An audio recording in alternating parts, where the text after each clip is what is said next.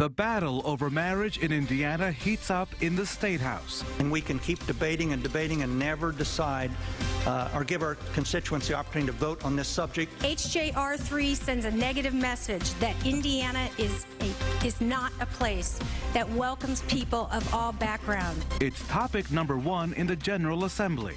Today we're sitting down with Eric Miller, whose group is pushing for the amendment. Plus, Indiana Democratic Party Chair John Zodi joins us, and our political insiders debate. It's all coming up on this edition of Indianapolis This Week. From RTV6, the Indy Channel, this is Indianapolis This Week with Rafael Sanchez. One step closer, the controversial same-sex marriage amendment faces a major vote as early as tomorrow. A panel of lawmakers approved the amendment on Wednesday night after hours of emotional testimony and lobbying. The vote came down to party lines, and that's exactly what Republicans wanted after Speaker Bosma sent the bill to a new committee with a better chance to pass.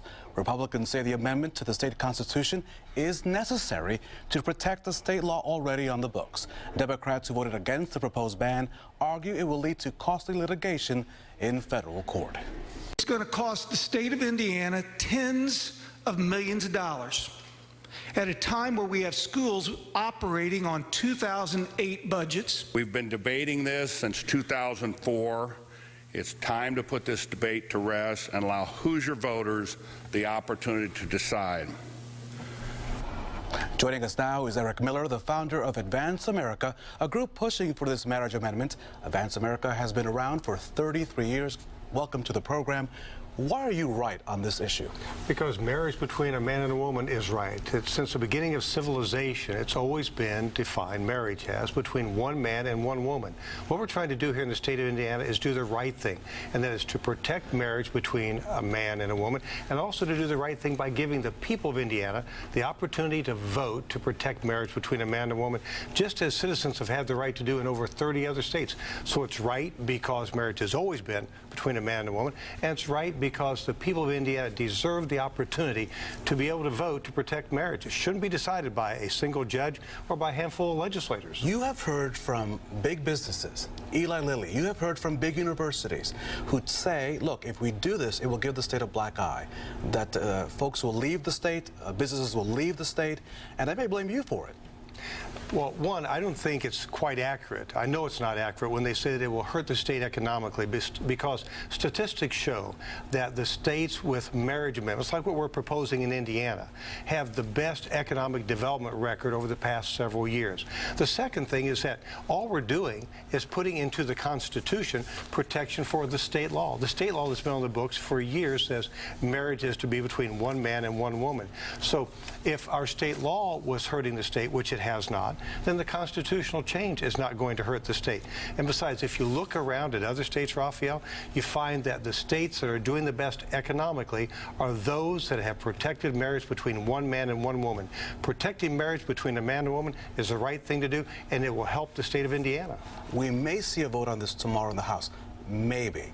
How much pressure is your group and your constituency putting on Republicans to get this passed? Because we saw that the House Speaker changed committees because he couldn't get it in one committee, so he changed committees. First of all, was that the right thing to do? The switcheroo kind of thing? What the Speaker did is he did what speakers have done in years gone by. They move bills from one committee to another committee, and so that's not unusual to have that happen. When the bill comes down, as it might, on Monday on second reading, that's the amendment stage. That's the opportunity that legislators will have to try to stop the amendment from moving forward. People need to understand, in order to amend Indiana's Constitution, the amendment has to pass, as you know, the same as it did in 2011. Sure. If one word is changed, then the voters can't vote this November. What the opponents of the marriage amendment, those who support legalizing homosexual marriages, want to do in Indiana is to put this vote off past November of this year. If we can stop every amendment on Monday or Tuesday, whenever it comes down for second reading, if we can stop that, I believe we'll be able to pass the constitutional amendment easily in the House and then move to the Senate. It's important for people to understand all the legislators are doing is to say the people of Indiana deserve the right to be able to vote this November. Rafael, we've debated this over 10 years. It's been blocked by political maneuvering occurring in the past. It's time to put politics aside. It's time to let the people of Indiana vote to protect marriage between a man and a woman. The only way that will happen is if the amendment does not get amended, does not get changed in any way, then the voters will be able to vote this November, and that's the right thing to do. You've seen some polls, and I know there have been a number of polls that say this and that. There seems to be an attitude change on this issue of same-sex marriage. Do you believe that there's an attitude change? I don't believe that based upon my travels. In other words, I've been speaking out on this issue, testifying at every committee here. So as far as you see it, you don't think there's a change? There may be, but it's not substantial. Okay. In other words, I believe this marriage amendment will pass overwhelmingly. And the proof I have, Raphael, is what the opponents are doing. The opponents are maybe spending millions of dollars to stop the voters from being able to vote this November. If our opponents... Are you spending millions of dollars as well? We're not spending millions of dollars. We don't have millions of dollars to spend. What we have is a network of several thousand churches, a network of several thousand families that we built up over 30 years. We're a nonpartisan, tax-exempt educational organization. We don't endorse any candidate or any political party. What we do But you are a force, and people know that your constituency will vote. And my issue is this. If Republicans waver, if you see any wavering at the State House, will you hold those members accountable, whether they're Republicans or Democrats? Raphael, you just hit on it exactly right. What we're going to do is let the people of Indiana know. If they go to our website now, advanceamerica.com, they'll see information about what has happened thus far, and we're going to continue to put out information on how the legislators vote. That's what's already up on our website at advanceamerica.com. We're going to continue to let the people know how their legislators vote so that they can hold them accountable. But how much pressure are you putting on those? Do they know you're watching? I mean, absolutely. Because I think they do know. They do know because, one, we ran television spots, as you know, early in the session, aired them right here on WRTV, and that generated a great deal of interest around the state as people that are not part of our grassroots network found out, wow, this issue is going on.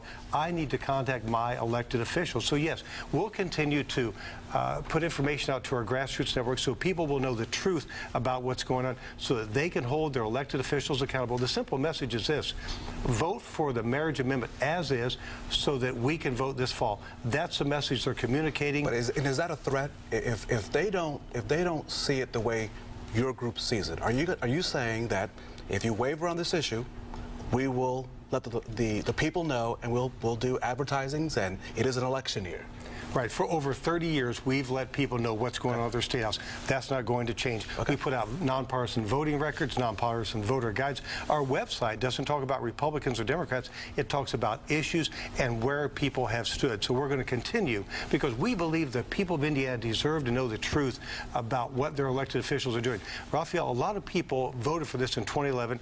Now they're talking about changing. Why? A lot of people said when they ran for office in 2012, now they're going to change. The people need to know what people said, where they stood in the past, and how they vote now. The people deserve that information. We're going to give it to them. Mr. Miller with Advance America, thank you so much. Thank you, Raphael. Please come again. I'm sure it's an issue that'll keep us very busy for the next couple of weeks and months. After the break, we're going to get the Democrat response to Mr. Miller's stance on same-sex marriage, Indiana Democratic Party Chair John Zodi on that issue, and the future of his party.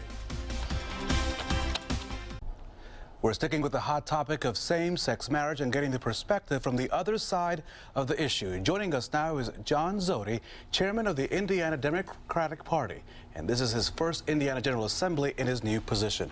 On this issue of same-sex marriage, where will this proposal go? We're expecting some kind of vote maybe tomorrow. It's scheduled for hearing on Monday afternoon, and it is moved out of committee, and it'll be in front of the full House on that day. So we'll see where it goes. You called House Speaker Brian Bosma a bully. His tactics were bullyish. When you claim months ago that this is not going to be done by political dictatorship, one person's not going to decide the fate of a piece of legislation, that's exactly the opposite of what he did. You've referred to the Republican agenda as being unfocused and divisive. Nonetheless, Republicans have the supermajority. What are you going to do? I mean, how are you not unfocused or divisive? Well, it is unfocused because when we have all of these other challenges facing the state of Indiana, our unemployment rate is higher than the national average. Our average household income is lower than it was 10 years ago. We learned just last week that 1 out of 6 women, according to the CDC, has been sexually assaulted or raped in Indiana. There are all kinds of challenges before the state, and it's an unfocused agenda when Those are the things we should be focusing on solving, and it's unfocused when you're taking a divisive issue that is dividing Hoosiers. So give me your checklist, because Republicans will say that they have the mandate, they have the votes. What do you bring to the table then as a party? Because at the end of the day, they have the supermajority. Well, our Democrats in the Statehouse are working hard. They're working hard to make sure that if people are going back to work, there's a proposal to offer a tax credit to employers and employees who are going back to work. Our Democratic leader in the House, Scott Pilath, has a bill that he would offer. There's a tax credit that will be offered to college graduates who have pursued a degree in science, technology, engineering, or math, which is the area of growth that has helped propel our state as a leader in life sciences.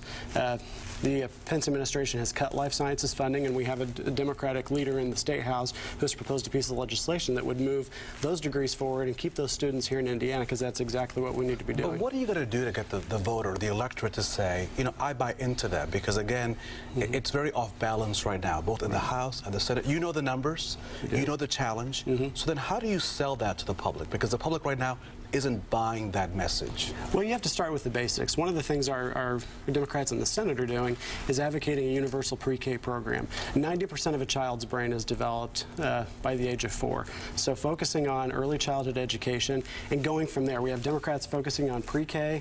We have Democrats focusing on K through 12 and higher education. We have Democrats who are focusing on making sure that people have health care in the state. There are 350,000 people who don't have health care. So growing the middle class, focusing on our kids early, education, health care, all that's going to help contribute to the state economy and grow it. Well, I get that, but how do you get people to believe that what you're saying, that what you're selling, what the message that you have, the program that you are trying to propel, will say, you know, I like that guy. Right. Because right now they're not saying that. They're saying, I like the other brand. Well, what we have to do is people have to understand that elections are about choices. Our numbers are lower in Indiana as Democrats, but it's driving that message. It's convincing people that these are the issues we need to focus on. This is what people are talking about on the street.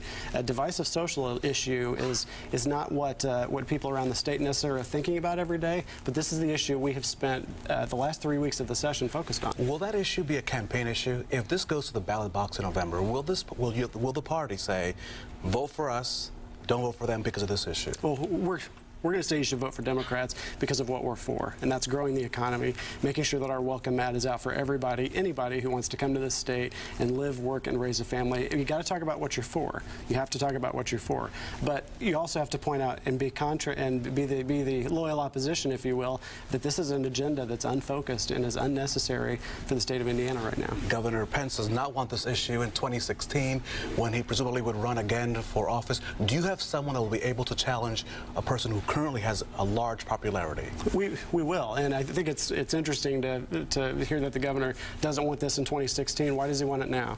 You know, there's a political reason. So we will absolutely have a competitive candidate to challenge the governor. In the meantime, we're going to keep our messaging up, making sure that people know that elections are about choices and that Democrats are the ones who are going to get the job done. John Zodi, thank you so much. Thank you. Please come again. We appreciate your time. Great to be here. After the break, we're sitting down with our political insiders. Kip Tu and Abdul Hakim Shabazz are here. You're not going to want to miss this debate. Time now for our political insiders, Democrat Kip Tu and editor of IndyPolitics.org, Abdul Hakim Shabazz, along with RTV6's Statehouse reporter, Katie Hines. Welcome to the roundtable. You get to ask the first question. Sure. Abdul and Kip wanted to talk about the proposal to ban same-sex marriage in the state's constitution. We saw an initial vote. An initial panel gave it the okay, moved it to the full House. Could see a vote as soon as tomorrow. Tell us what you think might happen. The interesting thing to be is see what amendments get offered and do any of those amendments pass, because if one word changes in that amendment, then the whole clock starts all over again. And so opponents of HJR 3, their next best hope is to get it amended on the House floor. Well, there's some debate as to whether or not it does start the process over. I think the folks who are trying to amend it hope that it does start it over, but some people I've heard have said if the first sentence passes, then the first sentence can go on the ballot in 2014. So I think we'll be headed to court if that's the case. I believe that what happened last week is pretty unprecedented. The Speaker had the power to do what he did, but it shows a weakness inside his caucus. It also shows that he was not being straightforward with everybody when he started talking about this. He said this bill was not going to be treated any differently than any other bill. Clearly, he's treated it quite differently. And he sent it to the Judiciary Committee. He didn't have the votes to get it out of the Judiciary Committee, so he moved it himself. That has never happened since I've been around the General Assembly. It is rare, but it is not unprecedented. Bills have been moved before. Some folks have been moved from committees. It is not uncommon. Rare, but not necessarily uncommon. I think this is a bigger thing about Eric Miller, who was just out here a few moments ago, because they had targeted members of the Judiciary Committee to say, hey, call these representatives. We need this vote to happen. The votes weren't there, so they had to switch gears and punt in the middle. So I think the opponents of HJR 3 are in a much stronger place than necessarily the proponents, but we'll still see what happens on Monday. But is he a threat as Advance America, because they do have a constituency that will vote? Is that a threat to Republicans? Will they have to do something on Monday? Actually, and that something is, we're all going to vote on this issue whether we like it or not. Actually, I think that Advance, whatever the name of his group is, Advance America. Advance America has been outgunned in the session so far. I think they did the last-minute maneuver because the Freedom Indiana folks did such a good job of working the committee members on judiciary, and they only had 24 hours to try to work the members of the Elections Committee. If they'd had more time, I think they may have had more success. But they have done a great job out there in organizing and talking to folks, and I think they are ready for the full floor fight. We'll see if Eric Miller is ready. And we're also seeing, too, please note, Casey Cox, who voted to move the amendment out of committee, did not guarantee that he would vote for it on the floor, and he actually has said he is open, to amending it. So to think all Republicans will be all lockstep is will not necessarily. Will this be a black eye for the state? If we end up having to go through a process of a vote, will this be a black eye? It's already a black eye for the state. Is that true? In my judgment, it's already a black eye for the state. Well, for a guy who has two black eyes, I wish we'd find another term to use. But, is it going to be good? No, it's not going to be good. And this is going to be the only place in the country where this debate is going to be taking place. This is a bad idea on so many levels. And the political consequences of 2014, my Republican friends are ignoring, because the Freedom Indiana folks are going to go out and register 100,000 new voters. And I can assure you, when those folks come out to the polls, they vote against the marriage amendment, it's highly unlikely they're all going to be pushing for Republicans at the same time. I think he's right about that. Will we see a shift then? I mean, will the Democrats use this as a way to at least try to increase their numbers? We are in the middle of elections. Yeah, I think they will, and I think will it work? I think it was a big mistake that this became a partisan issue. It was completely within control of the Speaker of the House not to make it a partisan issue, and he made it very partisan by sending it to that committee. It's on him now. He owns that. He's going to try now not to own it, I think, but I think everybody knows that this is the Republican Party's Last position. word on this issue. If the Republicans are smart, this will die on the floor. It will be changed and amended, and then we can go back to talk about things that actually matter, like putting people to work. Katie, another issue you'll be covering will be the State of the Union. Correct. State of the Union. What do you expect from the president? Not much. All right. Or perhaps what would you like to hear from him? I think the State of the Union's the country's improving. We've seen better economic news. I think that just last week some of the CEOs were surveyed, and they expect to do more hiring in the next year. Certainly the stock market's doing fine. Corporate profits that are an all-time high. So I think he'll be able to say the State of the Union is improving. I think now that we have some settlement and people have some certainty with regard to Obamacare, the Affordable Care Act, things are starting to settle down there as well, and I think he's going to have a very good story. Are we better? But I think we're stagnant. I don't. The only certainty that you'll get from the Affordable Care Act is that if you had insurance, you're probably not going to be able to have insurance.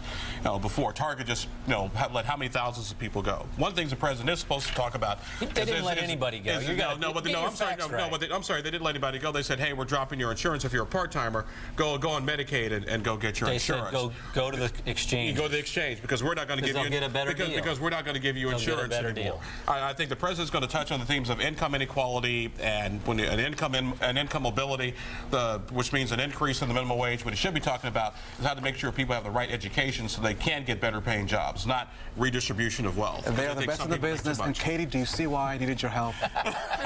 Do you see why you're my backup here on the round table? Just keep a stick back there. That's right. The conversation between our insiders continues on Twitter. Make sure you keep up with Abdul and Kip and Lara throughout the week. Thank you for watching, and we'll be right back on Indianapolis This Week.